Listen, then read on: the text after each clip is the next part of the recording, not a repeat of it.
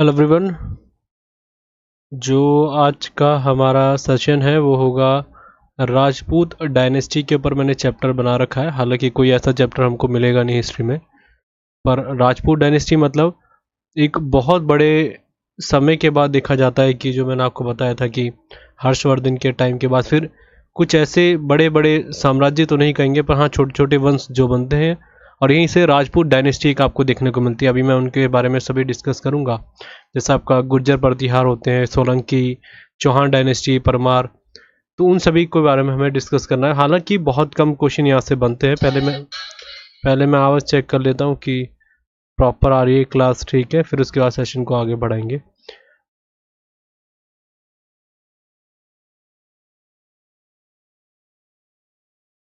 साम्राज्य तो नहीं कहेंगे, पर हाँ ठीक है। अमर मंडल कह रहे हैं हेलो। तो कोई भी डाउट वगैरह रहेंगे तो पूछेगा, ये क्लास लाइव चल रही है, मैं इसको लास्ट में रिप्लाई करूंगा। पहले देख लेंगे क्या क्वेश्चन है आपके, पर क्लास के बीच में कोई भी आपको जो डाउट है डाल दीजिए, मैं उसके बाद में इसको लास्ट में रिप्लाई करूंगा। तो मैंने बोला कि हमारे कुछ ऐसे देखे जाते कि राजपूत डायनेस्टी निकलती हैं और इनका एक अच्छा खासा इम्पैक्ट देखने को मिलता है। और अगर हमसे पूछा जाएगा कि कौन से एरिया में हुआ था ये सारा विस्तार, अगर आप राजपूत के हिसाब से बात करते हैं, तो हम बात करेंगे कि हमारे नॉर्थ इंडिया में ही देखने को मिलता है। थोड़ा गलत हो गया, ये हमारा जो पेनिसुलर इंडिया की अगर हम बात करते हैं, तो इस वाले एरिया का जो हम बात करते हैं, जो आपका जिसमें आपका गुजरात भी आ जाता है, आपका राजस्थान भी आ जाता है, और आपका काफ़ी हद तक महाराष्ट्र वाला इलाका भी आ जाता है, उस वाले इलाके में ये सारे जो भी वंश थे आपको देखने को मिलते हैं। अमरजीत हेलो, ठीक है। तो इस सेशन को स्टार्ट करते हैं हम यहाँ पर। तो गुज्जर प्रतिहार वंश के साथ शुरुआत करेंगे, क्योंकि देखिए पहली बात मैं क्लियर कर दूं कि हमारे एग्ज़ाम में बहुत कम बहुत कम अगर देखा जाए यहाँ से क्वेश्चन बनते हैं, पर किसी भी टॉपिक को छोड़ना एक आसान काम नहीं होता। मेरा मानना है कि पढ़ के निकल जाए, अगर उसको पढ़ लेंगे तो वो भी काम हमारा चल जाएगा। ज़्यादा डिटेल में पढ़ने की इसमें ज़रूरत पड़ेगी नहीं, क्योंकि यहाँ से बहुत कम क्वेश्चन आते हैं एसएससी वगैरह एग्जाम में। ठीक है, तो सबसे पहली बात हम बात करते हैं गुज्जर प्रतिहार वंश के बारे में। ये सब चीज़ें आप पढ़ लीजिएगा, पीपीटी में अपने हिसाब से कराता हूँ कि गुज्जर प्रतिहार वंश होता क्या है। गुज्जर प्रतिहार वंश एक आता है सामने, और उसका जो टाइम पीरियड अगर हम बात करते हैं, कि पहली बात मैं बता दूं, जितने भी आपको यहाँ पर सारे वंश दिख रहे हैं, जो भी आपको डायनेस्टी में बात करूंगा, उनकी कोई स्पेसिफिक टाइमलाइन नहीं मेंशन की गई है। और इतिहासकार जो है हमारे रहे हैं, उनके द्वारा ये चीज़ हमेशा कही गई है कि उनके बीच में मतभेद देखा गया है। अगर टाइम पीरियड को लेकर देखा जाए, तो आप ये क्वेश्चन ना करें कि कौन से टाइम पे क्या था, क्योंकि इसको लेकर खुद इतिहासकार अपने बीच में मतभेद रखते हैं। इन चीज़ों में बिलीव नहीं करते, कि कोई बोलता है कोई और है, कोई कुछ और मानता है। इसलिए हमको इनके लिए कोई भी टाइम देने की ज़रूरत नहीं है। एसएससी एमटीएस के लिए बिल्कुल है। ये देखिए जो भी सेशन स्टार्ट रहते हैं मेरे ज्योग्राफी स्टैटिक जी के, वो सारे एसएससी को लेकर ही होता है। आपको स्पेसिफिक क्लास के लिए नहीं होता कि एमटीएस है, सभी का लेवल एक ही होता है जीएस का, इस चीज़ को लेके। अब देखिए गुज्जर प्रतिहार वंश के बारे में हमने जो बात करी, मैंने बोला कि ज़्यादातर जो इलाका होता है ये राजस्थान और आपके गुजरात क्षेत्र में ही देखने को मिलता है। तो ये क्वेश्चन आ रखा है आपका, एसएससी में नहीं आया, हालांकि ये क्वेश्चन आया था कि गुज्जर प्रतिहार वंश का जो साम्राज्य था कहाँ से कहाँ देखा गया था स्टेट वाइज प्रेजेंट टाइम में। तो आप राजस्थान जोड़ सकते हैं, और दूसरा आपका हो जाता है गुजरात। इसलिए ही इतिहासकारों के बीच में, एक तो मैंने बताया टाइमलाइन को लेकर दिक्कत रहती है कि कुछ स्पेशल नहीं है। देखिए समझिएगा कि टाइम को क्या दिक्कत होती है, क्योंकि अगर कोई बहुत बड़े लंबे समय तक डायनेस्टी चलती है, तो उसका टाइम पीरियड एक स्पेसिफिक कई चीज़ों में देखने को मिलता है। एग्जाम्पल के लिए, जैसे कोई उसके टाइम पे कोई दरबारी कवि रहे होंगे, उन्होंने लिख दिया, या कई बड़ी बड़ी उन्होंने लड़ाइयाँ करी होंगी, तो वो वैसे पता चल जाती है। तो उनका कोई टाइम ना कहीं आपको टाइम दिख जाता है। पर इनकी जो लाइन रही थी, अगर हम बात करते हैं टाइम लाइन की, ये राजपूत डायनेस्टी की जो इधर देखने को मिलती है आपके राजस्थान और गुजरात की तरफ, ये बहुत छोटे टाइम तक रहे। हाँ ये ज़रूर है कि इम्पैक्टफुल टाइम था इनका, इसलिए थोड़ा बहुत देखा जाता है। अमरजीत कह रहे हैं सभी के लिए है, एसएससी के लिए 100% सभी एग्जाम के लिए। ये ऐसा थोड़ी है कि इसमें अलग लेके चल रहे हैं, सभी एग्जाम में हिस्ट्री एक ही रहेगी, आपको ये पता होना चाहिए। ठीक है, तो अब हम बात करते हैं कि गुज्जर प्रतिहार वंश का जो टाइम साम्राज्य था, वो राजस्थान से लेके आपके गुजरात के आज के टाइम पर है, जो वहाँ तक आपको देखने को मिलता है। इसलिए इसको प्रतिहार, गुज्जर प्रतिहार बोला जाता है, क्योंकि इसमें आपको दिख रहा होगा कि दोनों ही नाम दिख रहे हैं, गुज्जर मतलब गुजरात, और मतलब राजपूत के रूप से जाना जाता है। और इतिहासकार भी इसको लेके चलते कि उस टाइम पे तो देखिए नाम नहीं हुआ करता था राजस्थान गुजरात, पर ये कहा जाता था कि गुज्जर के रूप में बोलते थे, मतलब कि गुजरात और राजस्थान थोड़ा बहुत अगर हम बात करें, इस पर्पज से इसको जोड़ा जाता था। अब इतिहासकारों के अलग अलग मतभेद है, इसको अलग पढ़ेंगे हम। ठीक है, मतलब जो राजपूत रहा करते थे वो गुजरात वाले इलाके में ज़्यादातर रहा करते थे, इसलिए इसका नाम गुजर प्रतिहार वंश रख दिया गया। संस्थापक के रूप में अगर हम बात करते तो हरिश्चंद्र का नाम था, वैसे हरिचंद्र बोला जाता है, यहाँ हरिश्चंद्र लिखा हुआ है, हरिचंद, हरिचंद इनको माना जाता है कि ये इस वंश के संस्थापक थे। पर सबसे बड़ी बात, आप ज़्यादातर बुक्स में पढ़ेंगे तो आपको देखने को मिलेगा कि नागभट्ट प्रथम को बोला जाता है, ये रे नागभट्ट प्रथम, इनको संस्थापक माना जाता है। कारण क्या है ये भी समझ लेते हैं। देखिए, इनको वास्तविक संस्थापक के रूप में जाना जाता है और ज़्यादातर जो इतिहासकार रहे हैं उन्होंने इन्हीं को संस्थापक के रूप में माना है, हरिचंद को नहीं मानते हैं। पर मैं फिर बोल रहा हूँ कि अगर एग्जाम में ज़्यादातर क्या हो रहा है, आज के टाइम पे थोड़ा ट्रिकी पेपर आ रहा है, तो नागभट्ट प्रथम को हटाया जा सकता है और वहाँ पर हरिचंद आ जाएगा। तो ज़्यादातर बुक्स में आपके हरिचंद को भी संस्थापक माना गया, पर इन्होंने कोई इतना बड़ा काम नहीं करा, मतलब साम्राज्य विस्तार का काम नहीं करा, इसलिए इनको ज़्यादातर बुक्स में आप नहीं देखने को मिलेंगे। पर हरिचंद ने ही इस वंश की स्थापना करी थी, ये 100% आपको हर जगह देखने को मिलता है। कोमल कह रहे हैं सर अभी कितने आवर के लिए क्लास लोगे आप? Sorry to disturb you but मेरी 8:30 पर क्लास है। ये लगभग आपकी आधा पौना घंटा चल जाएगी क्लास, तो आप अपने हिसाब से मैनेज कर लीजिएगा। कोमल जो कह रहे हैं आप क्वेश्चन, ठीक है। अब ये मुझे नहीं पता कि लगता कितना समय, क्योंकि इसमें लंबा लग ही जाता है। अभी सारों के बारे में डिटेल में बात करेंगे तो शायद लंबे समय चल जाए थोड़ा बहुत, पर हाँ पौने घंटे से ज़्यादा नहीं जाएगा, 45 मिनट्स। अब देखिए इसके बाद हम क्या करते हैं कि संस्थापक मैंने बताया, पहला हमारे लिए फैक्चुअल चीज़ है कि इसके संस्थापक के रूप में, दूसरे इसके वास्तविक संस्थापक के रूप में। हाँ, एग्जाम में अगर दोनों का नाम आता है तो आपको नागभट्ट प्रथम को ही लगाना है, क्योंकि जब भी कोई वास्तविक संस्थापक के रूप में जाना जाता है तो उसी को संस्थापक मान लेते हैं हमारे एग्जामिनर जो होते हैं।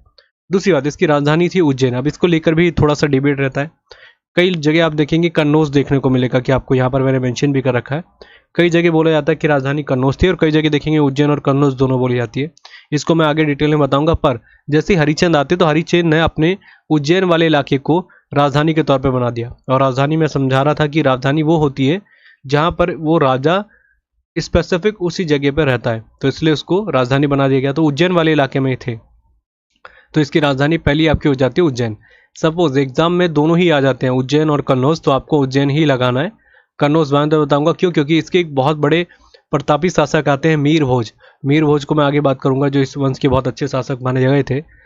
उन्होंने क्या करा था कि मीर भोज ने अपनी राजधानी कन्नौज बना ली थी, और इसको मैं आगे डिटेल में बताऊंगा क्या कहानी थी। इसलिए इसकी राजधानी कन्नौज भी बनी जाती है। हालांकि दोनों ही फैक्चुअल बात करें तो दोनों ही ठीक है, पर आप देखेंगे जितने भी एम्पर रहे हैं गुर्जर प्रतिहार वंश के, वो ज़्यादातर अपनी राजधानी उज्जैन के रूप में ही लेके चले। पर जैसे ही मिहिर भोज आते हैं, जो बहुत एक पावरफुल शासक थे, उन्होंने अपनी राजधानी यहाँ से बदल के कन्नौज को बना दिया। और कन्नौज आज के टाइम पे अगर हम बात करते हैं, आप यूपी वाला पार्ट कह सकते हैं, वहाँ पर देखने को मिलती है। तो आप ये देखिए समझिए, नॉर्थ इंडिया का कितना बड़ा पार्ट इनके अधिकार में था। राजस्थान बोल सकते हैं आप, हरियाणा बोल सकते हैं आप, गुजरात कह सकते हैं, या यूपी का कुछ इलाका वो भी बोल सकते हैं। अमन मंडल कह रहे हैं सर इंग्लिश का प्रिपरेशन कैसे करूं, हेल्प कर दो, अभी नहीं बाद में एक वीडियो बना दीजिएगा। ठीक है, इसके ऊपर बात करेंगे इंग्लिश के लिए, पर अभी हमारा ये जो चल रहा है इसको देख लेते हैं। ठीक है, ये हो गया। अच्छा, एक चीज़ और बात, एग्ज़ाम में क्या होता है, ये अभी रिसेंट का एग्ज़ाम हुआ था, कोई यूपी पुलिस का एग्ज़ाम हुआ था, पता नहीं कौन सा यूपी का एग्ज़ाम था। वहाँ पर उज्जैन राजधानी नहीं थी, ये भी चीज़ मैं बता दूँ, कई बार इसको लेके डाउट हो जाता है। वहाँ पर आपको अवनी देखने को मिलेगा, अवनी। तो अवनी देखने को मिलता है, तो अवनी भी वही राजधानी के रूप में बोल सकते हैं। उज्जैन को ही एक बोला जाता था उस टाइम पे, उसी के पास का एक छोटा सा इलाका है, उसको अवनी के रूप में माना गया। तो अवनी हो या आपका उज्जैन हो, दोनों को ही राइट आंसर माना जाएगा। राजधानी को लेकर 3 चीज़ें याद रखनी, कन्नौज, उज्जैन और अवनी। तो अगर एग्जाम में अगर उज्जैन नहीं आता, अवनी आता, तो आप इसको भी राइट आंसर लगा सकते हैं। ये एग्जाम में आया था इसलिए मैंने आपको बताया। हाँ, पर सेकंड राजधानी कन्नौज को माना जाता है, कन्नौज। इसके बाद क्या होता है कि संस्थापक बात कर ली हमने, नागपुर प्रथम बता दिए, जो इसके वास्तविक संस्थापक के रूप में माने जाते हैं। अब वास्तविक संस्थापक जिसको कहा जाता है कि रियल में एक फाउंडर थे वो, तो ऐसा क्या काम करा होगा उन्होंने। इनका टाइम पीरियड को लेकर मैं बता दूं, ज़्यादा ज़रूरी हमें दिमाग में नहीं लगाना, फिर भी 730 AD से लेकर आपका 756 AD के अराउंड इनका टाइम पीरियड माना जाता है। अब कई बुक्स में अलग अलग देखा जाता है, इसलिए इस समय आपको याद नहीं रखना। वैसे अगर आप NCERT की बात हम करते हैं तो 725 AD इनका टाइम माना गया वहाँ पर। इनको एक चीज़ के हिसाब से ज़्यादा माना जाता है, क्योंकि इन्हों को एक अपने एग्जाम में SSC में ज़रूर देखा होगा, इनको कहा गया था मलेच्छों का विनाशक, मलेच्छों का विनाशक। इस तरीके से इनके बारे में देखने को मिलता है। मलेच्छों का विनाशक इनको टाइटल या संज्ञा दी गई थी, इनके जो अभिलेख देखे जाते हैं इनके टाइम पे।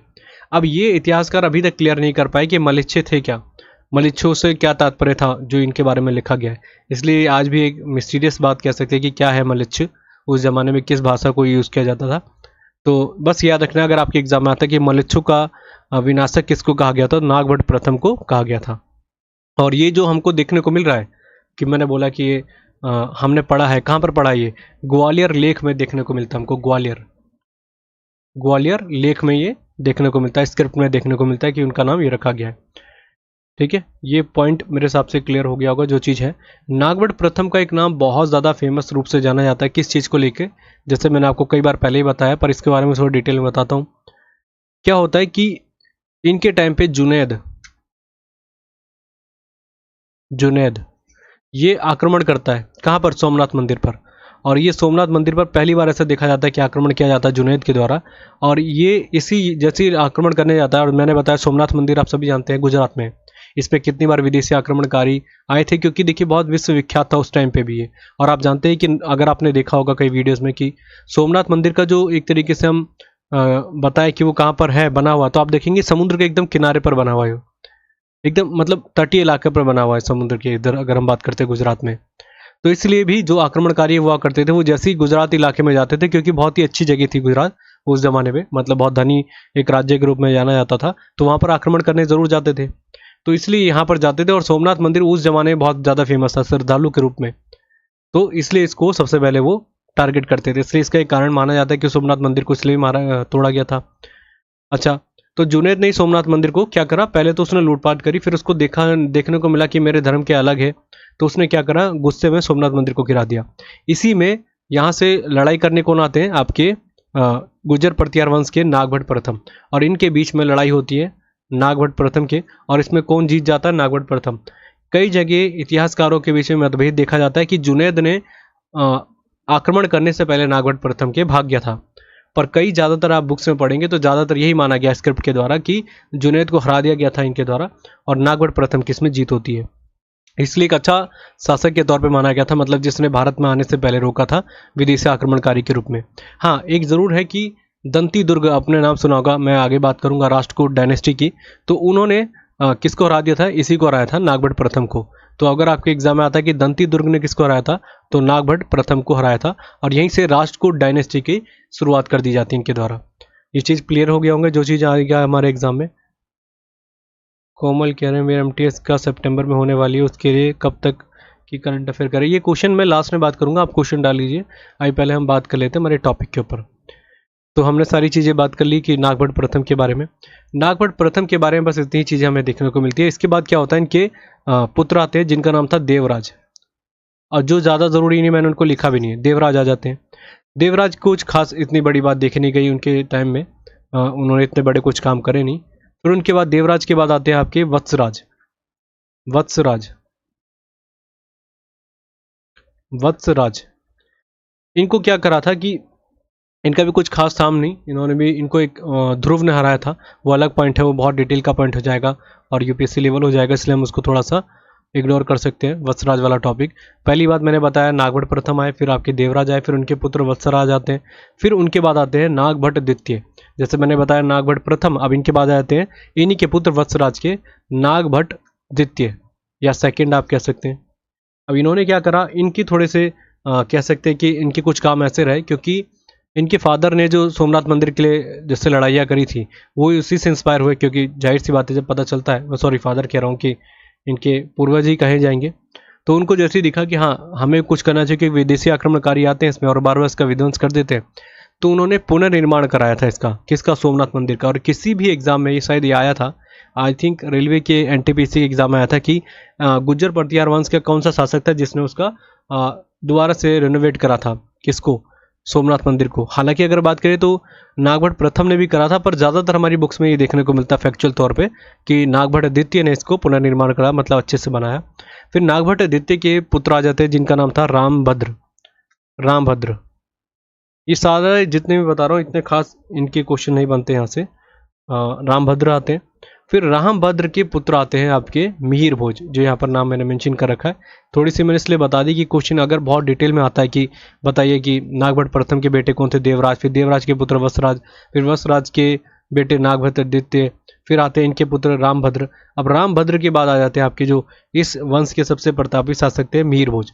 मीर भोज का टाइम माना जाता है लगभग 836 से स्टार्ट माना जाता है और 885 के अराउंड इनका टाइम चलता है मिहिर भोज का। अब इनके बारे में बता देता हूँ क्योंकि कुछ क्वेश्चन यहाँ से आ जाते हैं। बाकी जो रूरल मैंने बीच में बताया उनकी कोई खास ज़रूरी नहीं याद रखना, उनको अगर स्किप भी कर देंगे तो कोई काम नहीं है, कोई दिक्कत नहीं है। मिहिर भोज के बारे में बात कर लेते हैं। मिहिर भोज के बारे में अगर हम बात करते हैं तो सबसे पहली बात, ये वैष्णव धर्म के अनुयायी थे। वैष्णव धर्म, वैष्णव। अब ये वैष्णव धर्म क्या होता है? देखिए, है तो हिंदू धर्म सनातन धर्म का ये, पर हमारे धर्म में दो तरीके से देखे गए अगर हम हिस्टोरिकल तरीके से देखते हैं तो, कि अगर अब अभी आगे हम बात करेंगे सोलंकी डायनेस्टी के बारे में तो ये शैव धर्म से रिलेटेड थे, शैव धर्म। ऐसा भी आगे मैं बताऊंगा मैं। और ये क्वेश्चन कई बार आता है कि गुज्जर प्रतिहार वंश कौन से धर्म से संबंधित है? हालांकि सनातन धर्म से ही संबंधित है। वैष्णव धर्म मतलब जो भगवान विष्णु की पूजा करते हैं, शैव धर्म मतलब भगवान शंकर की पूजा करते थे। जो आप भी इनके साक्ष्य देखेंगे तो वैष्णव धर्म इसलिए माना गया क्योंकि इन्होंने जो भी चीज़ें बनाई वो सारे भगवान विष्णु को ही समर्पित करा। ऐसा देखा गया कि इनके हिसाब से कि एक ही भगवान है, वो है विष्णु, और उन्होंने सबसे ज़्यादा इन्हीं पे काम करे, मतलब इनकी मूर्ति बनाई, इनके बारे में ज़्यादा लेख देखने को मिलते हैं, इसलिए इनको वैष्णव धर्म का माना जाता अनुयायी। और ऐसे क्वेश्चन बहुत बार आए हैं। अब इन्होंने क्या काम करा, इन्होंने कन्नौज को अपनी राजधानी बना दिया। दूसरा क्वेश्चन यहाँ से, और अगर आपके एग्जाम में आता है कि कौन से धर्म से संबंधित है गुज्जर प्रतिहार वंश, तो वैष्णव धर्म ही लगाइएगा, शिव धर्म नहीं। और देखिए एक चीज़ और कन्फ्यूजन रहती है कि इन्होंने सोमनाथ मंदिर को बचाया, मतलब रेनोवेट करा, दोबारा से उसको बनाया, तो सोमनाथ मंदिर तो समर्पित है कौन से? भगवान शिव को। तो ऐसा नहीं है, मैं यही बोल रहा हूँ कि ये ध्यान रखना है कि ये समर्पित हिंदू धर्म को ही थे, पर सबसे ज़्यादा आस्था किसी इंसान की किस प्रति होती है, तो उन्होंने वैष्णव धर्म के प्रति बहुत करा। खासकर मिहिर भोज के बारे में ज़्यादा साक्ष्य देखने को नहीं मिलते गुज्जर प्रतिहार वंश के कि कौन से धर्म की तरफ थे। सनातन धर्म में ही थे, पर मतलब किसकी तरफ ज़्यादा उनकी पूजा पद्धति रहती थी। पर इनके बारे में बहुत प्रमाणिक साक्ष्य देखने को मिलते हैं कि इन्होंने वैष्णव धर्म को अपनाया। इसके बाद अगर हम बात करते हैं, इन्होंने एक बहुत फेमस मंदिर बनाया जिसको कहते हैं तेली मंदिर। तेली मंदिर, ये थोड़ा सा ध्यान रखें, तेली मंदिर। और ये आपका कहाँ पर पड़ता है? ये ग्वालियर में ही पड़ता है, ग्वालियर में। तो ये क्वेश्चन अगर आता है स्टैटिक जीके के हिसाब से, और बस इतना ध्यान बन सकता है हमारे लिए। दूसरी बात, मिहिर भोज ने एक अपने पास आदि वराह की उपाधि ली थी। आदि वराह, आदि वराह।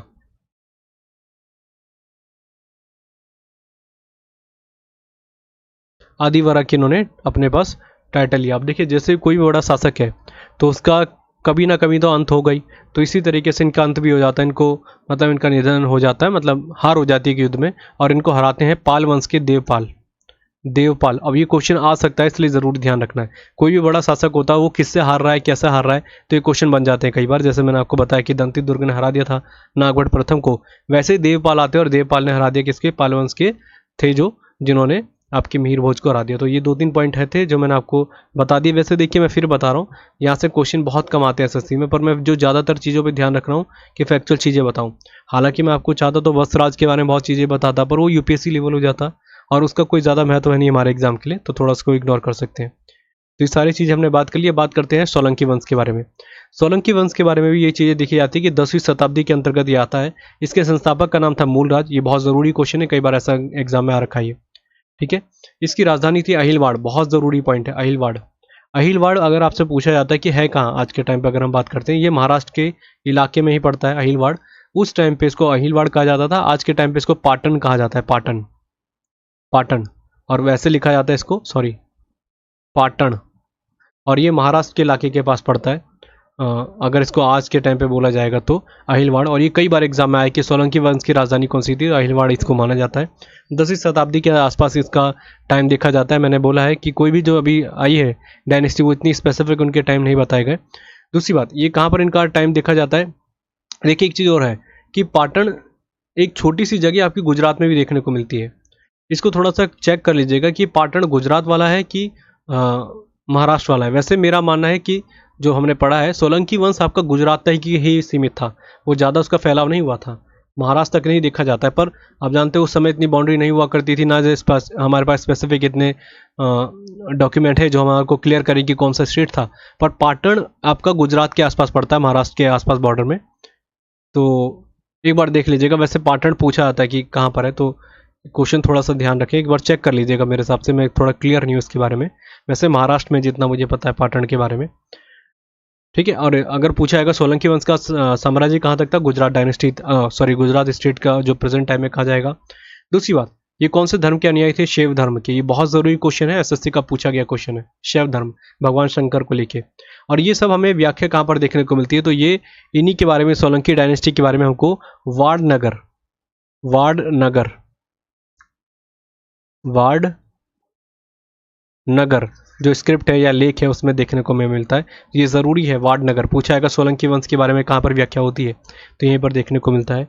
और सोलंकी वंश मैंने बता दिया, इससे ज़्यादा खास अगर हम बात करते हैं और शासकों के बारे में, वैसे आपको बस ये 2-3 चीज़ें याद रखनी है। अब बात करते हैं, एक आपने नाम सुना होगा भीम प्रथम के बारे में। ये क्वेश्चन जरूर आ जाता है कि किसके टाइम पे जो गजनवी ने सोमनाथ मंदिर पर आक्रमण करा था या सोमनाथ मंदिर को पूरी तरीके से विध्वंस कर दिया था, वो भीम प्रथम के टाइम पे हुआ था। और ये माना जाता है, कई जगह बोलते हैं कि भीम प्रथम वहाँ से भाग गया था, मतलब वो जैसे उसको पता चला मोहम्मद गजनवी आ रहा है और बहुत पावरफुल है तो ये भाग गया था। कई जगह बोलते हैं कि आक्रमण भी करा था इन्होंने, युद्ध भी करा था, तो इसके बारे में कोई साक्ष्य प्रमाणिक तो नहीं है। आप बस ये ध्यान रखिएगा कि इनके टाइम पे क्या होता है, भीम प्रथम के टाइम पे मोहम्मद गजनवी का आक्रमण होता है, ठीक है।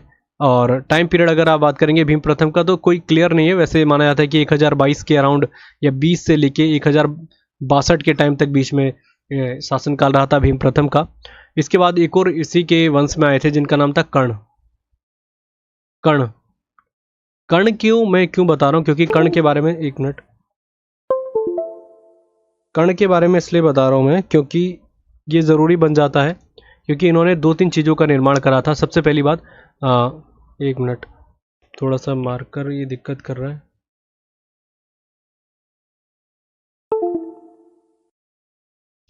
कर्ण, जो कर्ण थे ये, एक मिनट, ये मार्कर प्रॉब्लम कर रहा है चलने में।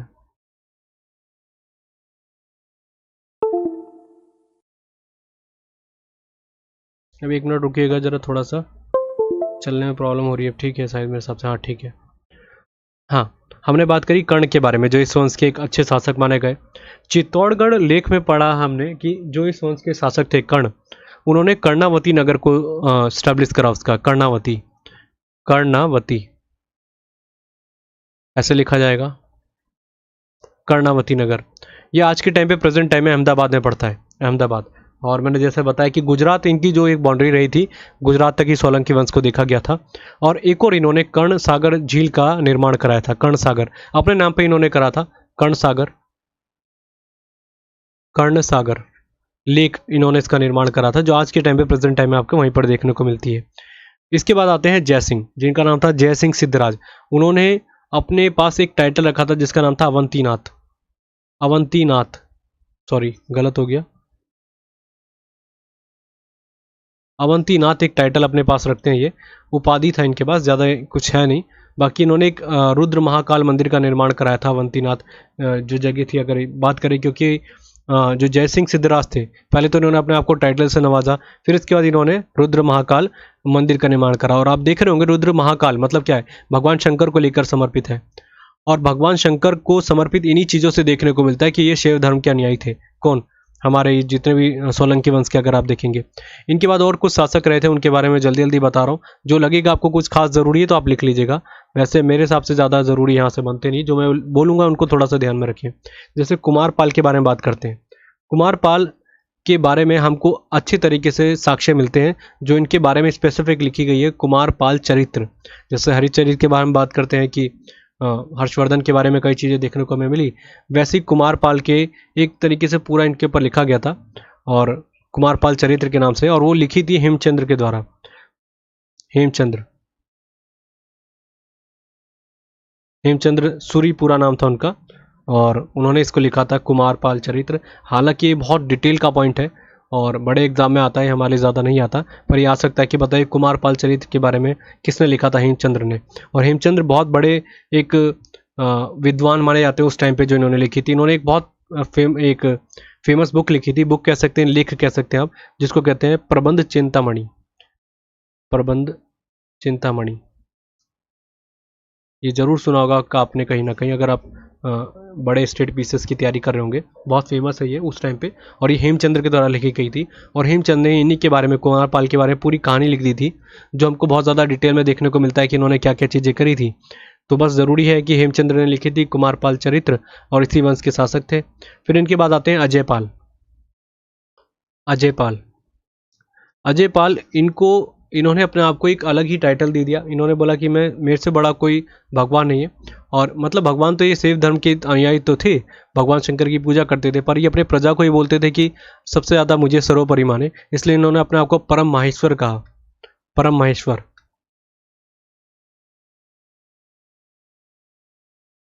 ठीक है, परमेश्वर कह सकते हैं, वैसे परम माहेश्वर इन्होंने अपने आप को टाइटल दिया था। और इन्होंने एक चीज़, बहुत इनको लेके एक विवाद रहता है जयपाल को लेके, और ये माना जाता है कि सोलंकी वंश में इसको लेके कई प्रमाणिक चीज़ें देखने को नहीं मिलती, पर अजय पाल को हर जगह ये चीज़ क्रिटिसाइज किया गया इतिहासकारों के द्वारा कि इन्होंने जो जैन मंदिर थे उनको तोड़े थे।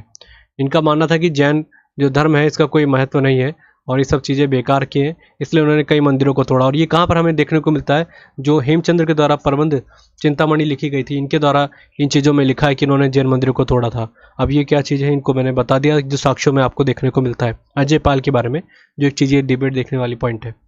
इसके बाद आते हैं मूलराज सेकंड, जो इस वंश के संस्थापक की तरह उनका नाम था, मूलराज उनका नाम था, पर मूलराज सेकंड आते हैं।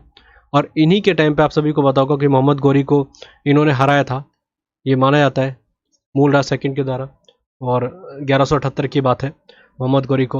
और देखिए एक और चीज़ मैं बता दूं, जो मूलराज सेकंड थे, ये एक ऐसे शासक माने जाते हैं जो राजपूत शासक के तौर पे, इनकी माता जो थी नायिका देवी, बहुत फेमस है नायिका देवी। अगर हम इतिहासकारों के तौर पे अगर आप पढ़ेंगे, इनका नाम बहुत ज़्यादा फेमस है नायिका देवी का। इन्होंने ही एक तरीके से पूरे शासन व्यवस्था को संभाल रखा था। हालांकि मूलराज सेकंड अपने पूरे कार्यभार को संभालते थे, पर इनकी पूरी तरीके से जो अधिकार कर रखा था जिन्होंने, वो नायिका देवी थी, इनकी माता थी। और इसलिए भी एक अलग से नाम देखा जाता है मूलराज सेकंड का। और अगर आप बात करते हैं कि सोलंकी वंश का सबसे अंतिम शासक कौन था, तो उनका नाम था भीम सेकंड। भीम सेकंड ऐसे लगा लेंगे, भीम सेकंड बने थे। और ज़्यादा ज़रूरी है नहीं इनके बारे में, बस जो जो चीज़ें मैं बता रहा हूँ फैक्चुअल चीज़ें, उनको बस नोट डाउन करना है। स्टोरी का कोई महत्व है नहीं, क्योंकि ज़्यादा बता के फिर वो ज़रूरत से ज़्यादा हो जाएगा। हमें ज्ञानी तो बनना नहीं, बस समझना है क्या क्या चीज़ें हमारे लिए ज़रूरी है, जो ज़्यादा हमारे लिए इंपॉर्टेंट टॉपिक नहीं है। इसके बाद है चौहान वंश। चौहान वंश आता है।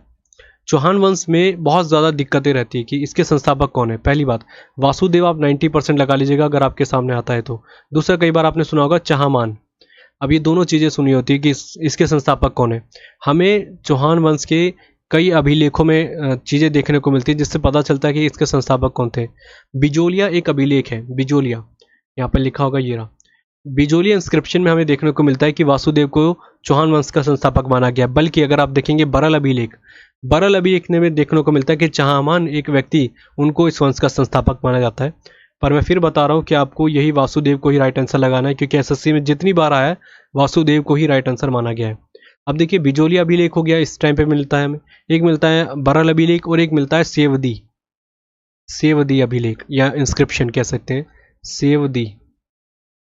ये सेवदी अभिलेख मिलता है, और इसमें ये माना जाता है कि चहामान इसके संस्थापक थे इस वंश के। ज़्यादातर आप देखेंगे तो दो जो मेन मेजरली आपको चौहान वंश के बारे में पढ़ने को देखने को मिलता है, तो इसमें ज़्यादातर यही माना जाता है कि चहामान इसके संस्थापक थे।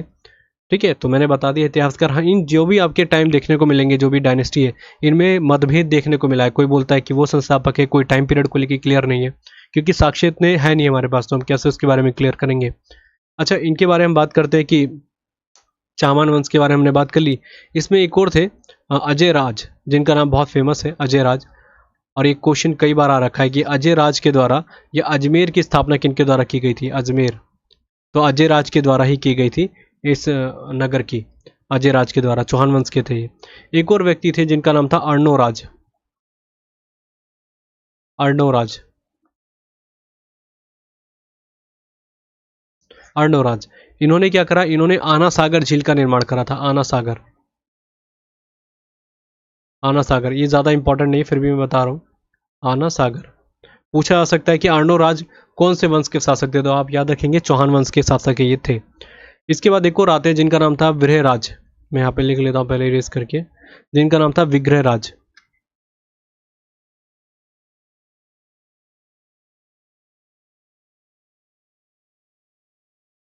विग्रहराज। विग्रहराज शासक बनते हैं और इनका नाम वैसे, एक मिनट में आवाज़ देख लेता हूँ, आवाज़, ठीक है। विग्रहराज पूरा नाम था विग्रहराज फोर्थ, चौथे नंबर, क्योंकि देखिए नाम में मैंने फिर बता दिया, क्योंकि नाम ऐसे हो जाते थे, क्योंकि लगातार नाम उस जमाने में इतने था, जमाना वैसा था कि वो नाम लगता था कि उन्होंने बहुत अच्छा काम करा तो उनके नाम पर रख दिया, तो चौथा नंबर डाल दिया, पाँचवें नंबर। अब ये कई जगह देखा जाता है कि साक्ष्य में इतिहासकार अपने हिसाब से डाल देते हैं, विग्रहराज चौथा, 5 ऐसे नाम लिख दिए जाते हैं, क्योंकि कुछ क्लियर है नहीं, ज़्यादातर साक्ष्यों में देखने को नहीं मिल रहा है। तो विग्रहराज फोर्थ थे, और इन्हीं के नाम पे आपने एक मूवी देखी होगी बाहुबली, जिसमें बिशल देव सुना होगा आपने। बिशल देव वो एक तरीके से जो राजवंश रहे थे उन्हीं के हिसाब से बनी थी मूवी। वो तो एक तरीके से काल्पनिक थी, पर फिर भी जो कुछ नाम उठाए गए वहीं से उठाए गए। तो जो बिशल देव थे वो यहाँ पर मैं लिख लेता हूँ, बिशल देव, इन्हीं को कहा जाता है विग्रहराज फोर्थ नंबर पे। और इन्होंने क्या करा था कि इनके टाइम पीरियड को सबसे अच्छा टाइम माना जाता है चौहान वंश का। हालांकि पृथ्वीराज चौहान का बहुत एक अच्छा टाइम माना गया था, पर इनके टाइम को स्वर्ण काल माना गया है चौहान काल में। पूछा जा सकता है क्यों, क्योंकि इन्होंने उस समय तोमर के, जो तोमर डायनेस्टी थी उनके टाइम में अधिकार में दिल्ली थी, तो इन्होंने दिल्ली को ही कब्जा कर लिया था, मतलब दिल्ली को ही जीत लिया था, छीन लिया था मतलब तोमरों से, तो ये भी कह सकते हैं। इसके बाद पृथ्वीराज चौहान के बारे में मैंने आपको बताया रखा, 1178 से लेके 1192 तक, और एक बहुत अच्छा टाइम रहा था इनका ये। और इन्हीं को राय पिथौरा भी कहा जाता है। और पृथ्वीराज रासो चंद्रवरदाई के द्वारा जो लिखी गई उसके बारे में, पूरा पृथ्वीराज चौहान के बारे में हमें पढ़ने को मिलता है, क्या क्या कहानी थी। मैंने इसको आपको मेडिवल हिस्ट्री में बताया था, तो वो ज़्यादा इंपॉर्टेंट है नहीं, आप उसको बाद में देख लीजिएगा। मेडिवल हिस्ट्री आपने पढ़ी ली होगी, उनके बारे में मैंने पृथ्वीराज चौहान के बारे में बहुत अच्छे से बताया। अब इसके बाद है हमारी परमार डायनेस्टी। लिखा है परमार वंश के संस्थापक उपेंद्र राज थे, ये बहुत ज़रूरी है, उपेंद्र राज, ठीक है। वैसे आता है उपेंद्र नाथ राज पूरा नाम था इनका, पर उपेंद्र राज हम ज़्यादातर एग्जाम में आता है, तो इसको राइट आंसर ये लगाना है। इस वंश की राजधानी थी धार। धार कहाँ पर पड़ती है आपके, मध्य प्रदेश में, परमार वंश की राजधानी। इसके बाद परमार वंश के जो शासक थे वो शैव धर्म के अनुयायी थे। सेविज्म मतलब भगवान शंकर के प्रति समर्पित थे उनकी जो भी चीज़ें आप देखेंगे तो, ठीक है। और बस इतना ही हमारे लिए ज़रूरी था।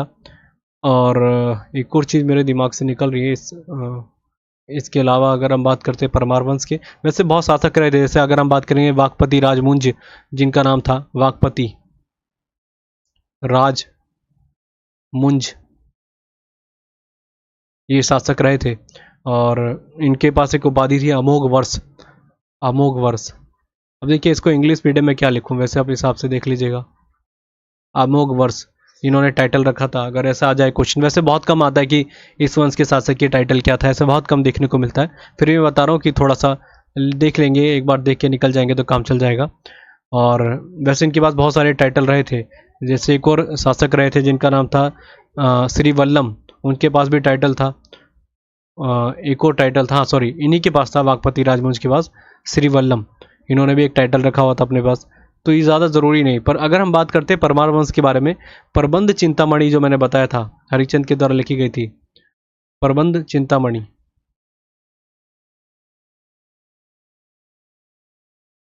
ये जो हमारे को इंस्क्रिप्शन या ग्रंथ में व्याख्या देखने को मिलती है, तो इसमें देखने को मिलता है कि जो हमारे शासक थे जो इस वंश के थे, जिनका नाम था आपका, क्या नाम है, वाकपति राजवंश के बारे में, उन्होंने इसके बारे में डिटेल में लिख रखा है। तो बस ज़्यादा वैसे ज़रूरी नहीं। पर एक और आपने सुना होगा राजा भोज के बारे में। राजा भोज वो भी इस वंश के शासक थे। और उनके अलावा अगर मैं कुछ बात करूं, वैसे इतने ज़रूरी है नहीं। क्वेश्चन एक बार एसएससी में आ गया था, शायद 2019 का पेपर था, कि राजा भोज किस धर्म के अनुयायी थे। तो सिंपल सी बात है, बस आपको एक डायनेस्टी पकड़ के रखनी है कि जैसे आपकी परमार डायनेस्टी है तो उसको शैव धर्म, सोलंकी शैव धर्म, चौहान डायनेस्टी शैव धर्म। एक थोड़ा सा अंतर है गुज्जर परतियार वंश में कि वो वैष्णव धर्म माना गया ज़्यादातर, आप बुक्स में देखेंगे तो।